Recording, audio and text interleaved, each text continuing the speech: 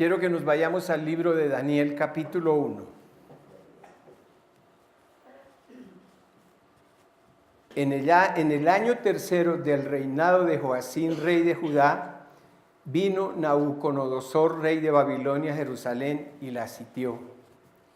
Y el Señor entregó en sus manos a Joacín, rey de Judá, y parte de los utensilios de la casa de Dios, y los trajo a tierra de Sinar, a la casa de su Dios, y colocó los utensilios en la casa del tesoro de su Dios. Y dijo el rey a Aspenaz, jefe de los eunucos, que trajese de los hijos de Israel, del linaje real de los príncipes, muchachos en quienes no hubiese tacha alguna, de buen parecer, enseñados en toda sabiduría, en ciencia, en buen entendimiento, e idóneos para estar en el palacio del rey, y que les enseñase las letras y la lengua de los caldeos. Y le señaló el rey ración para cada día de la provisión de la comida del rey y del vino que bebía, y que los criase 3 años, para que al fin de ellos se presentasen delante del rey. Entre estos estaban Daniel, Ananías, Misael y Azarías, de los hijos de Judá. A estos el jefe de los eunucos puso nombres. Puso a Daniel Belsasar, a Ananías Sadrac, y a Misael Mesac, y a Azarías Abednego. Y Daniel propuso en su corazón no contaminarse con la porción de la comida del rey, ni con el vino que él bebía. Pidió por tanto al jefe de los eunucos que no se le obligase a contaminarse. Y puso Dios a Daniel en gracia y en buena voluntad con el jefe de los eunucos. Y dijo el jefe de los eunucos a Daniel: temo a mi señor al rey, que señaló vuestra comida y vuestra bebida, pues luego que vean vuestros rostros más pálidos que los de los muchachos que son semejantes a vosotros, condenaréis para con el rey mi cabeza. Entonces dijo Daniel a Melzar, que estaba puesto por jefe de los eunucos sobre Daniel, Ananías, Misael y Azarías: te ruego que hagas la prueba con tus siervos por 10 días, nos des legumbres a comer y agua a beber. Compara luego nuestros rostros con los rostros de los muchachos que comen de la ración de la comida del rey, y haz después con tus siervos según veas. Consintió pues con ellos en esto, y probó con ellos 10 días. Y al cabo de los 10 días pareció el rostro de ellos mejor y más robusto que el de los otros muchachos que comían de la porción de la comida del rey. Así pues Melzar le llevaba la porción de la comida a ellos, el vino que había de beber, y les daba legumbres. A estos 4 muchachos Dios les dio conocimiento e inteligencia en todas las letras y ciencias, y Daniel tuvo entendimiento en toda visión y sueños. Pasados pues los días, al fin de los cuales había dicho el rey que los trajesen, al jefe de los eunucos los trajo delante de Nabucodonosor. Y el rey habló con ellos, y no fueron hallados entre todos como Daniel, Ananías, Misael y Azarías. Así pues estuvieron delante del rey en todo asunto de sabiduría e inteligencia que el rey les consultó, y los halló 10 veces mejores que todos los magos, astrólogos que habían en su reino. Y continuó Daniel hasta el año 1 del rey Ciro. Esta es una historia muy hermosa, es una historia que cuando nosotros la leemos podemos entender tantas maravillas que Dios hace a través de una vida que se dispone. ¿Cuál es el propósito de esta charla? Es encaminar a los creyentes a que tengamos una fe inquebrantable,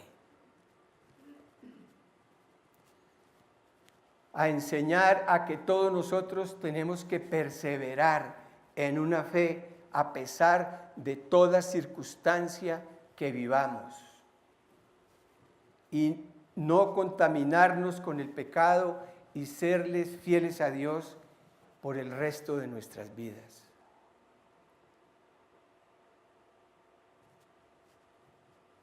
Los judíos, pues todos tenemos en la vida errores, y el pueblo judío fue un pueblo escogido por Dios, donde Dios se manifestó con gran poder. Era una nación que nació de la nada, como nace todo lo del Señor. Pero había algo especial en el pueblo de Dios, porque ellos pudieron ver cuando fueron sacados de Egipto con gran poder y gloria, y vieron las manifestaciones gloriosas de Dios, y esos acontecimientos pasaron por generaciones. Y Dios se manifestaba con poder ante el pueblo suyo cuando había disciplina, cuando había obediencia. Pero cuando ellos se apartaban, venía el juicio de Dios. Y ellos estuvieron apartados y Dios se disgustó grandemente con ellos y los llevó a la cautividad y permitió que el rey Nabucodonosor, que ese gran imperio llamado Babilonia, estuviera por encima de ellos. Y aquí podemos ver a través de esta narración la historia de estos hombres, de estos muchachos, porque eran unos adolescentes, de toda esa cantidad de familias que salieron exiliados hacia Babilonia. Estaban estos 4 muchachos, de los príncipes, eran de gente noble o gente acaudalada de esa época, o gente de la nobleza.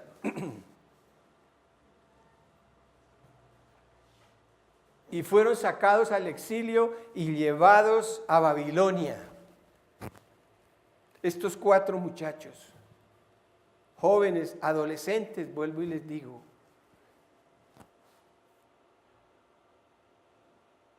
Y estos muchachos entraron allá con todos los demás compañeros de él y muchos de los que habían allá. Babilonia era una nación totalmente pagana. Era una nación dada a la brujería, era una nación dada a la hechicería, era una nación dada a todo lo que es lo oculto. De allá surgió la astrología, de allá aprendieron todas las personas que vivían bajo ese dominio, vivían bajo la oscuridad. Es la raíz del ocultismo hasta el día de hoy, la raíz del paganismo. Todo lo que viene de Babilonia, todo lo que traen las religiones y todo lo que traen las religiones hasta el día de hoy, provienen de allá, de esa raíz babilónica. De manera pues que nosotros podemos ver cómo estos hombres que estaban en una comunión con Dios, conociendo sus promesas, conociendo el poder de Dios, lo que sus antepasados le hablaban y le hablaron, y ellos estaban cubiertos bajo una gracia especial que Dios tiene para sus hijos. Cuando son llevados a Babilonia, entran a una nación totalmente pagana, una nación de oscuridad, una nación donde habían escuelas de satanismo, donde les enseñaban todo lo que hoy en día enseña Satanás en las escuelas satánicas que actualmente hay en el mundo entero, porque es lo mismo, y en las naciones sigue lo mismo, y la pelea es la misma. Entonces, cuando ellos llegan a ese lugar a enfrentar a esos demonios, no sería cosa fácil. ¿Qué hace Daniel? ¿Qué le dice al jefe de los eunucos? Les dice, y Daniel propuso en su corazón no contaminarse con la porción de la comida del rey, ni con el vino que él bebía, y pidió por tanto al jefe de los eunucos que no se le obligase a contaminarse. Es tremendo la contaminación del pecado. Si una persona entra a un lugar y bueno, es del mundo, y entra a un bar y sigue yendo a ese bar, ¿qué sucede? Pues se va a contaminar. Le gusta el trago, le gusta la droga, en fin, todo lo que es vicio, y se contamina porque el pecado contamina. Cuanto más la hechicería, la brujería y lo que eso se practicaba en esa nación. Entonces ellos, al ver eso, su lucha espiritual tuvo que ser algo tremendo. En la formación que estuvieron ellos en esas escuelas de Babilonia, allá les enseñaban todas las prácticas ocultistas. Imagínense la lucha que tendrían estos tres jóvenes, 4 jóvenes. Eso es lo que uno ve, y cuando uno analiza dice que la convicción de ellos fue firme. Tuvieron una convicción: yo tengo a un Dios todopoderoso, estoy ante la nación más poderosa del mundo, porque era la nación más poderosa que había en ese entonces. Y el desafío que tenían que seguir de ahí en adelante. Ellos conocían verdaderamente a Dios y mantenían una seguridad espiritual. ¿Se han podido contaminar? ¿Se han podido ir a las costumbres y a las prácticas ocultistas de esa nación? Pero nosotros nos damos cuenta que a través de estos relatos y de lo que habla la palabra, ellos fueron hombres que fueron íntegros con Dios. Y eso es lo que Dios quiere de la iglesia: integridad. Y que tengamos verdaderamente esa convicción y esa firmeza a lo que Dios nos ha llamado, porque estamos completamente en un mundo contaminado, en un mundo lleno de maldad, como lo estamos viendo y como jamás se ha visto hasta estos tiempos, porque estamos viviendo el fin de los tiempos. Y la Biblia es clara y habla y dice que para el final de los tiempos habrá maldad cual nunca ha habido sobre los cielos y la tierra, jamás. ¿Cómo será la maldad? Si así hay maldad, ¿cómo será aún más? Es que ya no hay que pecado más que practique el ser humano. Pero hay una promesa de Dios, que donde hay tanta maldad, sobreabundará una iglesia con la gracia de Dios. Y ese eres tú, y eso somos todos nosotros. Nosotros estamos, y desde el momento en que tú naces y desde el momento en que el Espíritu de Dios entra a tu vida, comienza una batalla espiritual en todo tu ser. Y eso todos lo vivimos aquí y en cualquier parte del mundo, porque son 2 reinos. Y ese reino de Satanás sabemos que es un reino caído, es un reino que ya está juzgado, pero sin embargo está sobre la tierra y él está trabajando a ver qué cantidad de almas se lleva al infierno. Pero nosotros también estamos extendiendo el reino de Dios para recoger la cosecha última que quede en estos tiempos. Amén. Mira el desafío que Dios le pone a 4 adolescentes, niños, pero niños que son un muchacho de 17 años, cuando Dios los llama. Miren, me desvío un poquito aquí del tema, pero miremos la vida de este otro profeta, de Jeremías. Cuando le habla y le dice el Señor: tú tienes que ir y amonestar al pueblo porque andan en pecado. Y él le dice: no, Señor, porque yo soy un niño, yo no sé hablar. Y ellos se van a burlar de mí. El Señor le dice: no digas que eres un niño, porque yo en ti pongo mis palabras y está el poder del Espíritu Santo sobre la vida de la persona. Miren, óigame bien, Dios en este tiempo está afirmando la iglesia.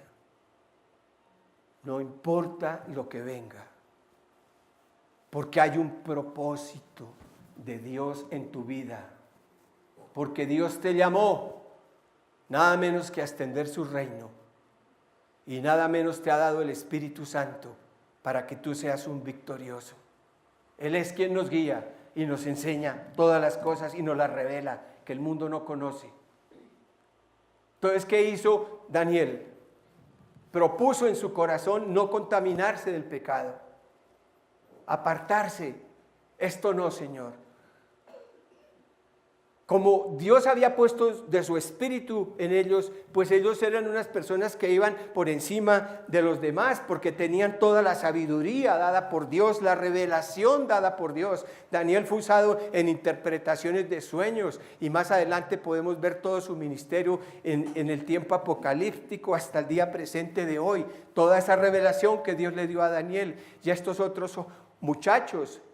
y eran tan destacados por la sabiduría, el entendimiento y el conocimiento que llegaron a ser gobernadores cada uno de una provincia. Y cuando Dios levanta a una persona y los pone por alto, pues detrás de ellos ¿qué hay? Pues la envidia, el odio, la murmuración del enemigo. ¿Por qué están allá en ese lugar? Porque Dios había puesto en ellos gracia y inteligencia, y allá Dios los había puesto por el propósito al cual Dios los había llevado a hacer luz a una nación pagana.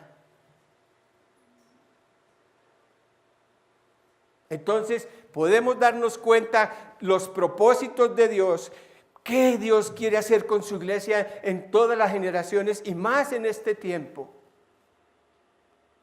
Dotarnos de su poder, tener esa comunión con Él.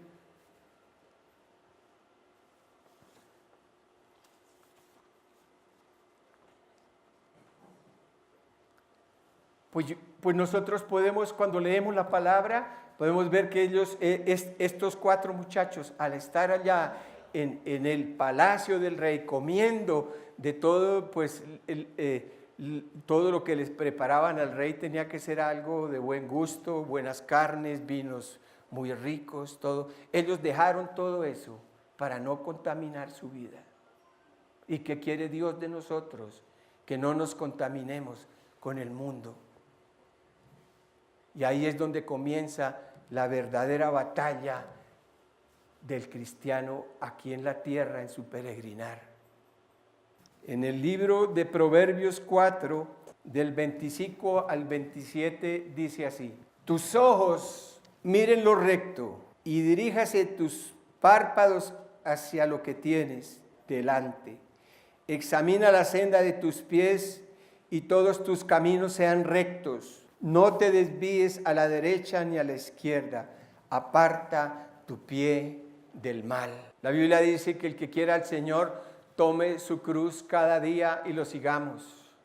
Cada día de tu vida es una vida de desafíos, porque como lo veíamos ahorita en el himno que estábamos cantando, somos tentados en todo, pero más poderoso es el que está en nosotros que el que está en este mundo. Es una vida de desafío, todos los días, pero si nosotros estamos en esa comunión con el Espíritu Santo, todos los días vamos a tener esa certeza y esa seguridad que siempre, todos los días, vamos a tener una vida de victoria. No soltarnos de las manos del Señor para nada, para nada. Para eso Dios nos dejó la oración, Dios nos llamó a esa intimidad con Él, y Él es el que nos da las fuerzas para seguir adelante en esta vida.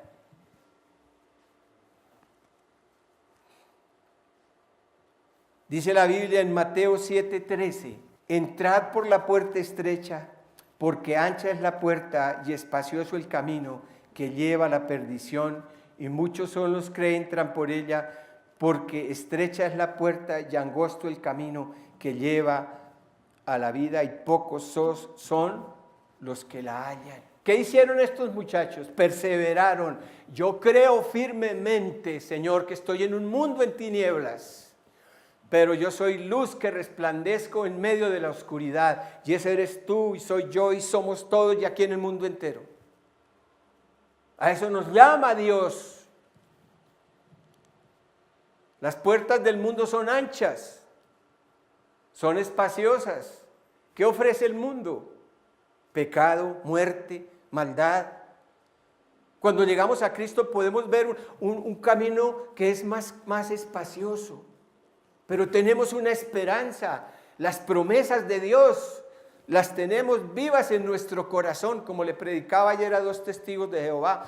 Porque no cargaba yo la Biblia, y ellos la cargan y ya se la abren a usted y se la leen al derecho y al revés.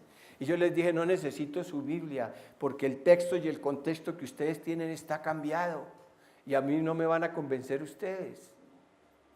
Y yo no voy a entrar en discusión, pero es la realidad. Yo tengo lo que Dios me ha dado y lo llevo en mi corazón. Y les hablé sobre la salvación y el arrepentimiento, y ellos no creen, porque ellos hablan en un reino. Pero les digo, ¿ustedes creen en el infierno? No, yo no creo en el infierno, eso no, con argumentos. Entonces le dije, ¿para qué vino el Mesías al mundo? Si no fue a redimir la humanidad y a que la gente se arrepienta y tenga un cambio de vida. Hasta ahí llegué porque eso se comenzaron, esos me sacaron, bueno, ¿qué no hicieron? Me fui para otro lugar. Pero les quedó algo sembrado en el corazón. ¿Amén? Claro que sí. Mire, el desafío que hay tan grande. 4 adolescentes se guardaron del mal. Estaban apartados porque verdaderamente decían, yo temo a mi Dios, creo en mi Dios. La convicción que hay en mi corazón es seguirte, Señor, todos los días de mi vida hasta el último momento. Quiero, Señor, dar fruto para ti. A donde tú me lleves, a donde tú me pongas, Señor, allí estaré contigo. Y Dios te va a llevar, iglesia, a lo que tú menos te imaginas.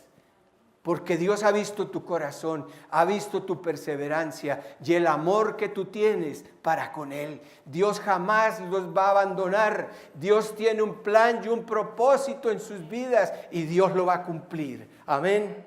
Porque perseveraron, porque creyeron en Él en medio de una oscuridad tremenda. Y así está el mundo. Y cada día estará peor. Porque Satanás está con todas, porque sabe que le queda poco tiempo acá en la tierra. Pero la iglesia tiene que fortalecerse. Y yo le decía al Señor anoche, y le decía, Señor, ¿dónde están esos hombres poderosos que tú usaste en la antigüedad? Y se los enumeré. Y le dije, Señor, así tiene que estar la iglesia. Llena del poder de Dios. Hombres que conmuevan todo un universo, que hagan parar los astros de la tierra, los astros del mundo, como giran en el universo. 12 hombres que conmovieron al mundo. Y se los enumeré y le dije, Señor, es Elías que vino y esperaba un carro del cielo de fuego para arrebatarte al cielo y cumplió con el propósito al cual tú lo pusiste. Y después vino Eliseo, Señor, hombres que conmovieron, que guiaron, que se sentía el poder de Dios en ellos. Un Moisés y todos los patriarcas. Y ahora que estamos al final de los tiempos, Dios ha prometido en su palabra y lo habló por su palabra que su iglesia haría cosas aún mayores en estos tiempos. Hay un ejemplo muy claro en la palabra. 4 jóvenes que conmovieron a esa nación. A los brujos, hechiceros, magos, sortílegos, escuelas de satanismo, embrujos, astrología, toda la mentira del diablo que hoy en día está sobre la tierra y la siguen muchos. O cuánta gente viene a los pies de Cristo y cuando ven que se les cierra un poco la puerta dicen, esto no es para mí, esto no es para mí, porque han venido problemas y dificultades y no los vivía. Pero yo me he parado en la roca que es Jesucristo y me va a sacar adelante. No mires las circunstancias, mira siempre a Dios. Dios no te va a dejar, Dios no te va a abandonar, Dios te va a sacar adelante en todo lo que Él ha prometido. Amén, Señor. Recibe, Señor, tu bendita y gloriosa, Señor, cuando te adoramos y te honramos, Señor, porque solo tú eres digno. Aquí está el Señor. Dice la palabra en el libro de los Proverbios, dice, Hijo mío, no te olvides de mi ley y tu corazón guarde mis mandamientos, porque largura de días y daños de vida, paz te aumentarán. Nunca se aparte de ti la misericordia y la verdad. Átalas a tu cuello, escríbelas en la tabla de tu corazón y hallarás gracia y buena opinión ante los ojos de Dios y de los hombres. Fíate, confía en el Señor de todo tu corazón y no te apoyes en tu propia prudencia. Y reconócelo en todos tus caminos y Él enderezará tus sendas. ¡Qué fidelidad! Cuando Dios nos ha abandonado en las circunstancias que hemos vivido. Cuando he dicho, no, yo me caí, Señor, y hasta aquí llegué, y se acabó, y vino la muerte y me fui. Y tú, Señor, ¿dónde estabas, Dios? Tenemos a un Dios que triunfó, que nunca perdió una batalla, que estuvo al frente, un Dios que se sometió y que se humilló a vivir en un cuerpo humano y a venir a este mundo a enseñar y a dar ejemplo para dárselo a la iglesia en este tiempo y en todos los tiempos y las edades, porque Él siempre ha estado presente, porque Él es la cabeza de la iglesia, porque su Espíritu es quien nos guía. Amén. Démosle un aplauso al Rey. Para Él sea toda la gloria y la honra y la alabanza.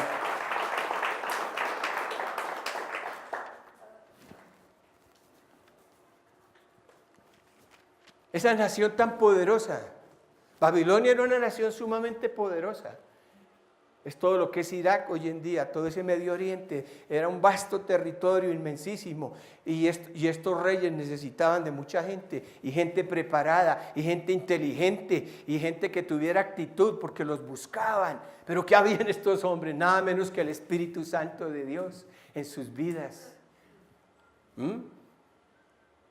¡Qué tremendo! Y ahora en estos tiempos, desde el día de Pentecostés hasta el día de hoy, que su Espíritu se derrama sobre toda carne, sobre todo el que le diga: aquí estoy, Señor, haz de mi vida lo que tú quieras, Señor, porque Dios te ha llamado a cosas grandes. Tú no te lo imaginas, pero tu llamado es poderoso aquí en la tierra.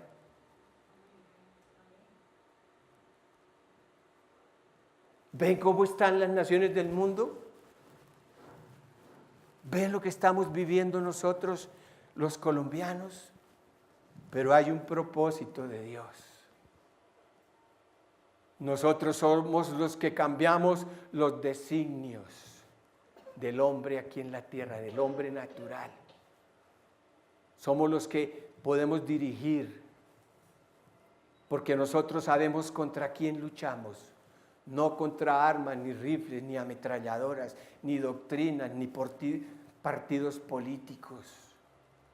Nosotros luchamos contra lo que el mundo no conoce, y es allá donde Dios quiere llevarte y quiere sacarte y decirte: yo te he puesto en este lugar como mi soldado, como mi general. Y allá es donde Dios se revela a tu vida y te va a mostrar lo que debes hacer. Iglesia, nuestra lucha, ya claro lo sabemos nosotros, que no es contra gente, ni hombres, ni contra armas, sino contra demonios en los aires. Están bien organizados. Allá es donde vas a ir tú y todos nosotros en espíritu, para batallar por nuestra nación, para batallar por tus hijos, por tu vida, porque no vayan a creer que esto es color de rosa tampoco, porque Dios nos ha llamado a enfilar como soldados a una batalla espiritual aquí en la tierra, con la diferencia de que somos victoriosos en todo lo que emprendamos, en base a Dios y en base a su palabra, bajo el mover de su Espíritu. Amén. Eso es lo que Dios está haciendo en su iglesia. Preparémonos, hermanos. Prepárate, iglesia. Preparémonos todos, hermanos. Debemos de perseverar en la fe en medio de toda circunstancia. ¿Y qué nos enseña aquí Dios tan claro, hermanos? Todos pasamos por circunstancias difíciles. Todos, nuestra vida tiene que ser probada, como cuando se repara un carro, un motor. Ese motor tiene que ser probado para ver si sirvió, si quedó bien o no quedó bien. En fin, pero todo tiene que ser probada nuestra fe. Que brille. Y no importa que duela un poquito. Ahí está doliendo un poquito, pero más adelante vas a ver la recompensa que Dios tiene para ti, para mí, para todos nosotros. Amén. Casi nada, hermano, lo que Dios ha puesto en nuestras manos. Lo que yo le decía al Señor: no somos dignos, Dios, de que nos hayas llamado. Antes de que el mundo fuese, Dios ya había dicho: fulano de tal, la iglesia, la cosecha del Señor, las familias que están allá están aquí anotadas, porque ellos me van a servir, ¿cierto, Padre? Y estaban planeando allá algo sobre este ministerio, donde aquí estás tú hoy, y allá está tu nombre escrito, y allá Dios estaba diciendo: sí, ellos me van a servir, porque los voy a poner en un ministerio grande, porque voy a levantar esa juventud, porque voy a levantarlos a todos y haré de ese ministerio cosas grandes, porque me aman, porque son perseverantes, porque me han buscado de corazón. Allá es donde yo derramo bendición. Dios es fiel, refiel. No te duelas si hay algo te está pasando ahorita. Ay, la situación que vivo, dale gracias a Dios. Juan lo hablaba. Démosle gracias, no murmuremos, no vivamos como con desesperanza y dolor. No, Señor, gracias porque esto es para bien. Tú me vas a llevar, Dios, mire a lo que yo no me imagino, lo que tú vas a poner en mis manos, como hiciste con estos 4 muchachos. ¿A dónde llevó el Señor a Daniel? Mire a dónde lo llevó. Él era un principal dentro del gobierno, y fuera de que era un principal ante el gobierno, cuando Nabucodonosor tuvo esos sueños, ni magos, ni astrólogos, ni brujos, ni hechiceros, ni nada de toda esa vagamundería del diablo le podía revelar lo que Dios le iba a dar a Daniel para que se lo confesara y se lo dijera delante al rey Nabucodonosor. Y más lo exaltó Dios con todos los sueños que tuvo, vea. ¿No es cierto que es maravilloso Dios? Ese Dios tan poderoso, démosle un aplauso, mira, aquí está tan presente como nada. Señor, recibe la gloria, recibe la honra, mi precioso Dios. Pero siempre se levanta el maligno, porque siempre cuando hay un plan y un propósito de Dios, se levantan los demonios. Porque ellos están atentos al pueblo de Dios a ver cómo lo destruyen. Allá en el mundo es de Él. Pero no, porque la iglesia es diferente, porque la iglesia tiene que ir al mundo y traerlos, porque estamos dotados de un poder sobrenatural y los vamos a traer y a traer y a traer. Entonces, esa es nuestra lucha. Y cada vez que Dios levantó a estos hombres y los ponía por alto, siempre habían enemigos que estaban ahí detrás con las quejas al rey. Y es que estos hombres, y esto hacen esto y los otros. Y el rey, un hombre pagano, un rey pagano con tanto poder, pero dado por Dios, y todo Dios lo maneja, Dios lo permitió, Dios lo exaltó, Dios lo puso en esa nación y exaltó esa nación, pero porque había un plan y un propósito de Dios, como lo hay en todo, porque Él es el rey y dueño de todas las naciones del mundo. Amén. Entonces, ¿qué sucedió ahí, hermanos? Ponen a estos otros muchachos. El rey, en medio de su locura y su ceguera espiritual y el no conocimiento de Dios, manda a construir una estatua altísima de 35 metros de alto y 5 de ancho. Y manda un decreto diciendo, bueno, ustedes todos tienen que postrarse ante esta imagen. Y el que no se postre ante esta imagen que representa mi poder y mi gloria aquí en mi nación, se van a ir y voy a tener con ustedes juicios y hasta la muerte, el que no se postre. Y salió el decreto y todo con tamboriles, con música, con todo tipo de instrumentos. Salían los gobernadores, salían todos los jefes de Estado. Dice la palabra que los jueces, los abogados, en fin, todos salían a adorar la imagen.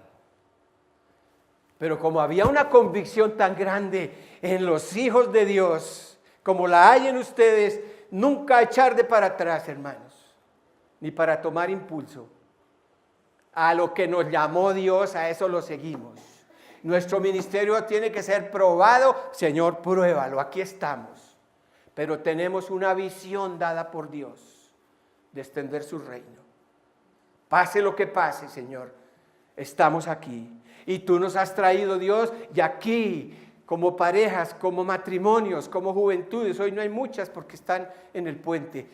Pero con todas Dios tiene un plan que va a cumplir. Y está ya, es ya. Tenemos que tomarlo ya, hermanos. Los tiempos están más cortos y Dios quiere una disposición en el corazón de las personas.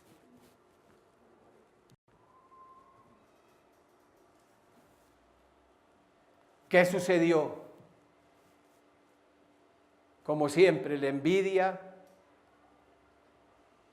la habladuría, el chisme, y llegó a oídos del rey.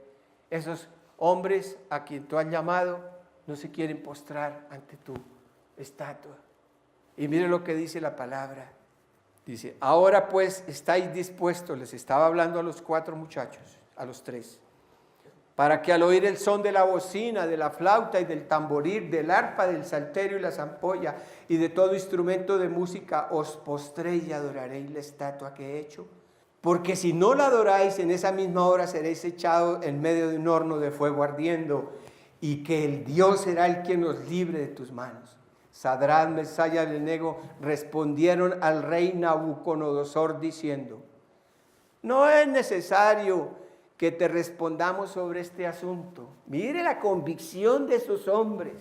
Y eso es lo que Dios quiere. ¿Tú crees que tú llegaste a Cristo y no vas a tener enfrentamientos en el mundo? ¿No van a llegar personas a decirte, mire, tengo esta mejor doctrina? ¿O te va a embaucar quién sabe en qué vicios para que caigas quién sabe en qué cosas? Pero tú tienes una convicción porque Dios dice en su palabra esto. Y es lo que tengo en mi corazón guardado. A un lado, viejito Satanás, no te necesito.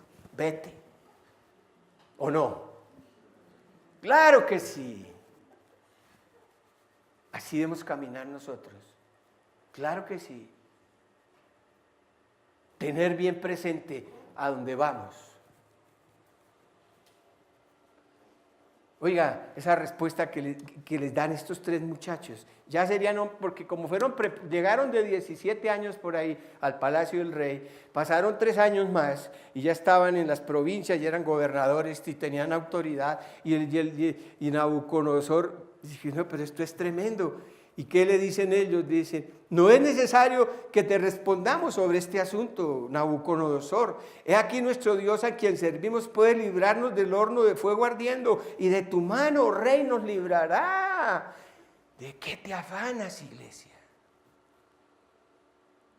Yo también lo digo para mí, porque muchas veces cuando vienen problemas o venían dificultades y todos hemos pasado por el fuego, le decía uno al Señor, pero ¿por qué a mí, Señor? ¿Pero por qué a mí, Dios mío, si yo soy bueno, si yo no hago nada, si no he matado, si no he robado, si no he hecho lo uno, si no he hecho lo otro, y a bailar en merecumbe? Si es verdad. Y así nos excusamos. ¿Por qué a mí, Señor? Pero mire la convicción. No, Rey, el Dios que yo tengo me va a librar, me va a sacar adelante, y voy a ver tu bendición que tienes para mí. La voy a ver. La voy a tomar en mis manos, será de bendición para mí, para mi familia, para mis hijos, para el ministerio, para la iglesia, a donde tú me has llevado a extender tu reino en esta tierra. Soy un privilegiado de Dios, amén. Démosle un aplauso al Señor.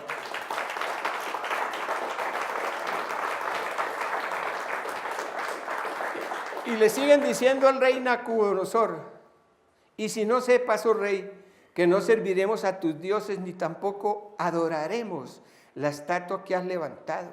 Entonces Nabucodonosor se llenó de ira y se desnudó su aspecto de su rostro con Sadrach, Mesach y Abednego, y ordenó que el horno se calentase 7 veces más de lo acostumbrado, y mandó a hombres vigorosos que tenían el ejército que atasen a Sadrach, Mesach y Abednego para echarlos en el horno de fuego ardiendo. Entonces estos varones fueron atados con sus mantos, sus calzados, sus turbantes, sus vestidos, y fueron echados dentro del horno de fuego ardiendo. Y como la orden del rey era premiante y lo habían calentado mucho más, el fuego mató a aquellos que habían lanzado al Sadrach, Mesach y Abednego. Y estos 3 varones, Sadrach, Mesach y Abednego, cayeron atados dentro del horno de fuego ardiendo. Atados dentro del horno de fuego ardiendo. Aquí hay una palabra y hay una promesa. Atados al horno.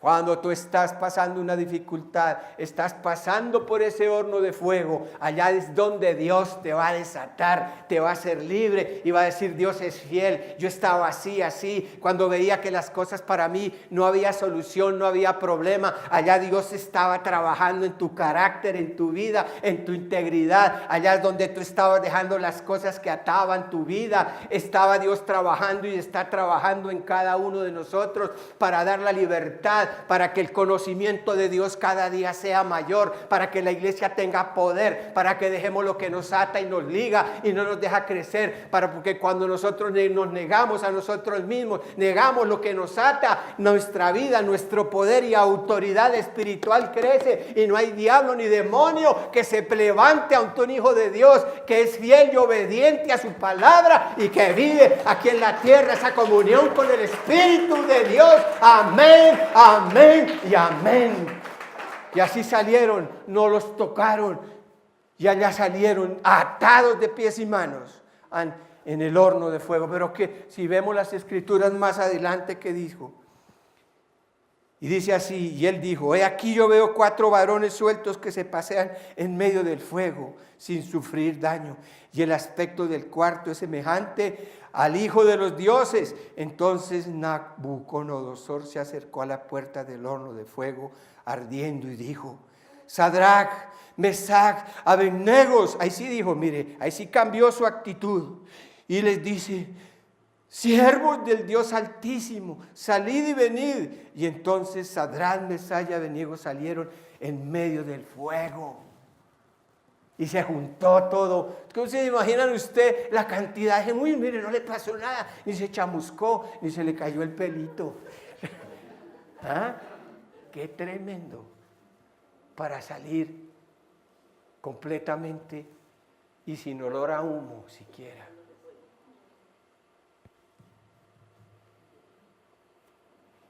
Qué fiel es Dios y qué enseñanza les dio en esa época al pueblo judío para que tuvieran fe y esperanza, para que se completaran los 70 años de juicio que Dios había puesto sobre el pueblo de Israel. Para esas generaciones que tal vez vendrían, dijeron: si nuestros hermanos pasaron por el horno de fuego, pasaron por toda adversidad, y aún por Daniel, cuando el Señor, él fue enviado al foso de los leones, vino un ángel y cerró su boca. ¿Cómo no debemos de confiar en un Dios todopoderoso para esa generación, para esas generaciones, para esta generación que estamos viviendo? Hay un Dios todopoderoso, hay un Dios que nos levanta, hay un Dios que nos da provisión, hay un Dios que sana toda dolencia, hay un Dios que abre puertas donde están cerradas, hay un Dios, como dice la palabra en el libro de Eclesiastés, hay tiempo para todo. Y el tiempo para tu vida, el tiempo en que tú has clamado es ya, donde ya Dios ha abierto puertas. Por la fe creemos, por la fe nos levantamos para servirle al Señor a lo que nos ha llamado. Yo te doy gracias, Dios, por tu bendita palabra. Quiero volver y recalcar esta porción de la palabra en Mateo 7:13. Entrad por la puerta estrecha, porque ancha es la puerta y espacioso el camino que lleva a la perdición, y muchos son los que entran por ella. Porque estrecha es la puerta y angosto el camino que lleva a la vida, y pocos son los que la hallan. Pero tenemos esperanza, tenemos vida, tenemos una visión. La esperanza de Dios nunca avergüenza, porque se cumple. Lo que tú le has pedido a Dios en oración, Dios lo cumple, porque Él es el dueño de todas las empresas del mundo. Es dueño del oro y de la plata. El ser humano aquí sobre la tierra únicamente administra los bienes de Dios. Como dice el libro de Job, dice: desnudo vine al mundo y desnudo me iré. Pero tú eres rico porque tienes a Jesús. Y el mayor tesoro, iglesia, es ser sabios y esa sabiduría. Y el mayor tesoro es ser sabios, gana almas para Cristo. Comparte de Jesús en este tiempo. Dice la palabra que debemos predicar a diestra y siniestra, en tiempo y fuera de tiempo, porque el mismo mundo lo necesita, porque hay miles en los cuales Dios ha puesto sus ojos, y allá es donde Dios te va a llevar, y allá es donde tú vas a ser luz para muchos. En ese lugar, y allá Dios te va a usar, y allá Dios te va a dar, y allá Dios es donde se va a revelar a través de tu vida por medio de sus dones.